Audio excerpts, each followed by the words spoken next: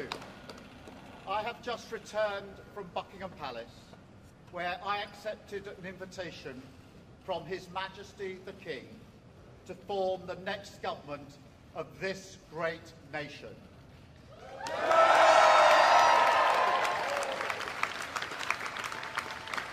I want to thank the outgoing Prime Minister, Rishi Sunak.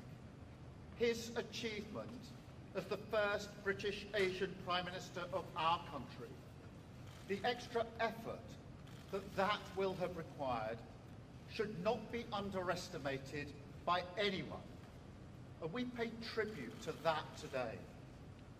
And we also recognise the dedication and hard work he brought to his leadership.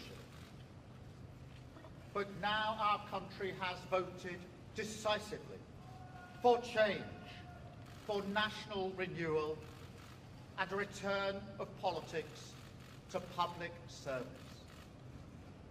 When the gap between the sacrifices made by people and the service they receive from politicians grows this big, it leads to a weariness in the heart of a nation, a draining away of the hope, the spirit, the belief in a better future, that we need to move forward together. Now, this wound, this lack of trust, can only be healed by actions, not words. I know that. But we can make a start today with the simple acknowledgement that public service is a privilege and that your government should treat every single person in this country with respect. If you voted Labour yesterday, we will carry the responsibility of your trust as we rebuild our country. But whether you voted Labour or not, in fact, especially if you did not, I say to you directly, my government will serve you. Politics can be a force for good. We will show that. We've changed the Labour Party, returned it to service, and that is how we will govern. Country first, party second. Yet, if I'm honest, service is merely a precondition of hope, and it is surely clear to everyone that our country needs a bigger reset, a rediscovery of who we are, because no matter how fierce the storms of history, one of the great strengths of this nation has always been our ability to navigate a way to calmer waters. And yet this depends upon politicians, particularly those who stand for stability and moderation, as I do, recognising when we must change course. For too long now, we've turned a blind eye as millions slid into greater insecurity. Nurses, builders, drivers, carers, people doing the right thing, working harder every day, recognised at moments like this before, yet as soon as the cameras stop rolling, their lives are ignored. I want to say very clearly to those people, not this time. Changing a country is not like flicking a switch. The world is now a more volatile place. This will take a while.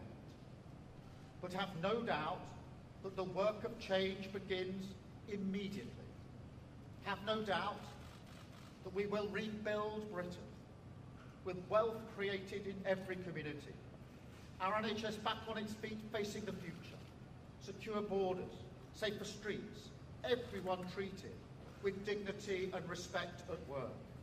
The opportunity of clean British power cutting your energy bills for good.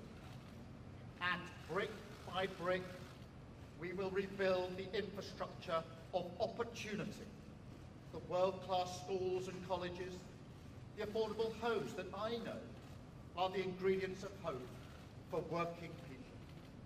The security that working class families like mine can build their lives around. Because if I asked you now whether you believe that Britain will be better for your children, I know too many of you would say no. And so my government will fight every day until you believe again. From now on, you have a government unburdened by doctrine, guided only by the determination to serve your interest, to defy, quietly, those who have written our country off. You have given us a clear mandate, and we will use it to deliver change, to restore service and respect to politics, end the era of noisy performance, tread more lightly on your lives, and unite our country. 4 nations standing together again, facing down, as we have so often in our past, the challenges of an insecure world, committed to a calm and patient rebuilding. So, with respect and humility, I invite you all to join this government of service in the mission of national renewal. Our work is urgent, and we begin it today. Thank you very much.